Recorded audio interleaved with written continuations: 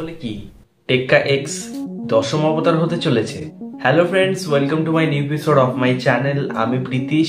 সবাইকে জানাই শুভ শারদীয়ার প্রীতি শুভেচ্ছা ও অভিনন্দন। সবাই পুজো খুব ভালোভাবে কাটান, ঘুরুন, খান, সিনেমা দেখুন, বন্ধু বান্ধবদের সাথে ঘুরুন, ফ্যামিলিদের সাথে সময় কাটান, এটাই বলবো। এই ভিডিওতে কথা বলবো হচ্ছে টেক্কা এবং দশম অবতারের কানেকশন নিয়ে, যেটা কিন্তু সোশ্যাল মিডিয়ায় খুব বেশি পরিমাণে সার্কুলেট হচ্ছে। দুটো ছবি নিয়ে বেসিক্যালি খুব সার্কুলেট করা হচ্ছে। সেখানে আমরা রুক্মিণীর লুক দেখতে পাচ্ছি। সে একটা করিডোর থেকে বেরিয়ে আসছে এবং করিডোর থেকে একটা এন্ট্রি নিচ্ছে, সেটা হচ্ছে একটা পুলিশ স্টেশনে করিডোর। এবং সেম সিন কিন্তু আমরা দশম অবতারও দেখতে পেয়েছিলাম, যেখানে প্রসেনজিৎ এবং অনির্বাণ অর্থাৎ প্রবীর অ্যান্ড পোদ্দার তারা কিন্তু ওই করিডোর থেকে হেঁটে আসছিল। এবং যে স্টাইলটা সেটা রুক্মিণী মৈত্রর মধ্যেও আছে সেম ভাবে, মানে রুক্মিণী মৈত্রর চরিত্রের এখানে সেম ভাবে তাদের কিন্তু ওই স্টাইলই কিন্তু এখানে আমরা দেখতে পাচ্ছি, যেরকম আমরা প্রবীর পোদ্দারের স্টাইল দেখেছিলাম। আর এক শর্ট নিয়েও খুব পরিমাণে বলা হচ্ছে যে এটা কপ ইউনিভার্সের আন্ডারে পড়বে, অর্থাৎ এসবিএফ এর কপ ইউনিভার্স, যেখানে দশম অবতার 22 শ্রাবণ ভিঞ্চিদা রয়েছে। যেখানে আমরা দেখতে পাচ্ছি কমলেশ্বর মুখোপাধ্যায়কে, এবং সেটা দ্বিতীয় পুরুষেও ছিলেন। এবং সেখান দিয়ে অনেকে মনে করছে, অনেক নেটিজেনরা মনে করছে যে হয়তো এই সিনেমাটা টেক্কা কোথাও গিয়ে হয়তো কপ ইউনিভার্সের মধ্যেই পড়ছে।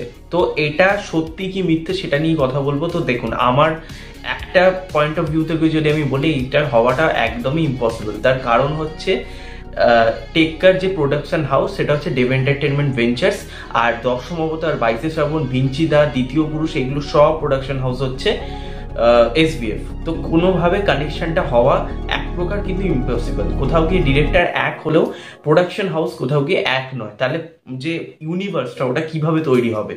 ঠিক আছে, এটা কখনো হওয়া সম্ভবই না। কারণ দেখুন, এরম অনেক আমরা দেখেছি বাংলা ছবির একই সেটে বারবার মিট থাকে। বাংলা সিনেমার লোকেশন কিন্তু লিমিটেড থাকে, যেটা কিন্তু আমি ভালো মতন জানি।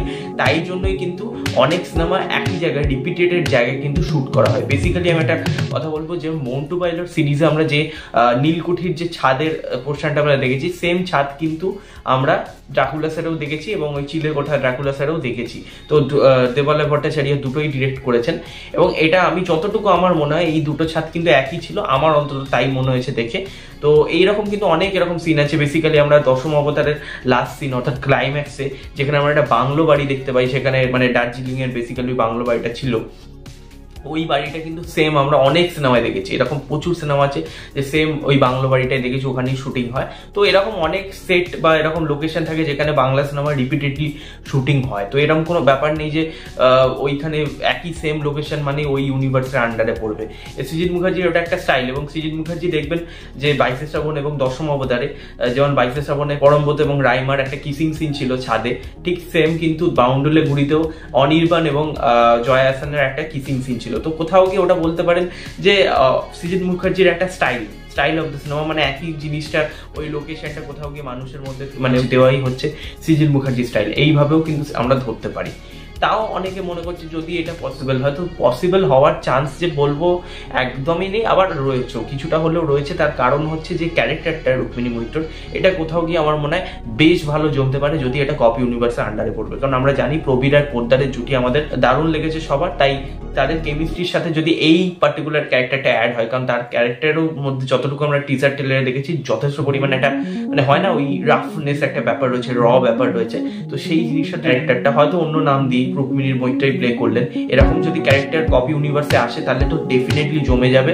আর যদি এই জিনিসটা কোথাও গিয়ে সত্যি হয় যে টেক্কা দশম অবতারের সাথে মিলে যায়, যদি মানে মেবি হতেও পারে নাও হতে পারে, যদি কোথাও গিয়ে হয় তাহলে তো বক্স অফিসে ভাই আগুন হবে, আগুন লেগে যাবে। কারণ প্রবীর আর পোদ্দারের যদি ক্যামিও আমরা টেক্কাতে দেখতে পাই, তাহলে কিন্তু মানে আলাদা কিছুই আসতে চলেছে এবং আলাদা কিছুই বক্স অফিসে মানে ধামাল হবে। কারণ এখন সোশ্যাল মিডিয়া হয়ে গিয়ে রীতিমতো জিনিসগুলো কিন্তু তাড়াতাড়ি ছড়িয়ে যাবে যে মানে এদের ক্যামিও আছে, এবং এই ক্যামিও দেখার জন্যই কিন্তু অনেক মানুষ হলমুখীও হতে পারে বেশি পরিমাণে। আরো যারা হয়তো টেক্কা যাওয়ার তাদের প্ল্যানই ছিল না, তারাও কিন্তু যেতে পারে, যেহেতু অনির্বাণ এবং প্রসেনজিতের ক্যামিও থাকবে।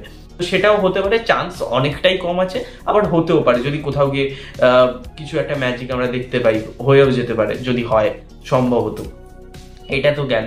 তো আমার তো বেসিক্যালি মনে হয় টেক্কাতে আমার অন্তত মনে হয় যে থাকার চান্স খুবই কম, যদি হয়তো খুবই ভালো হবে, কারণ কপ ইউনিভার্স জমজমাট হবে। বা দেখা যাক এরকম চরিত্র, রুক্মিণীর মতো চরিত্র যদি আমরা দশম অবতারের পরের পার্টগুলো, মানে কপ ইউনিভার্সের পরের পার্টগুলো, দ্বিতীয় পুরুষের মধ্যে বা দশম অবতারের কোনো সিকুয়েল, মানে এদের যে সিকুয়েল বা প্রিকুয়েলের মধ্যে যদি আমরা রুক্মিণী মৈত্রর মতন কোনো ক্যারেক্টারকে ইউজ করতে দেখি সৃজিত মুখার্জির দ্বারা, তাহলে তো খুবই ভালো হবে। তো টেক্কা তো পুজোতে আসছি, আপনারা সকলে জানেন।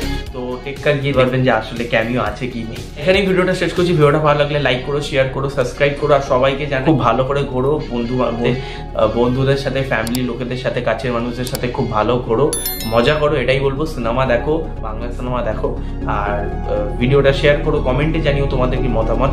নেক্সট ভিডিও দেখা হবে। Tata take.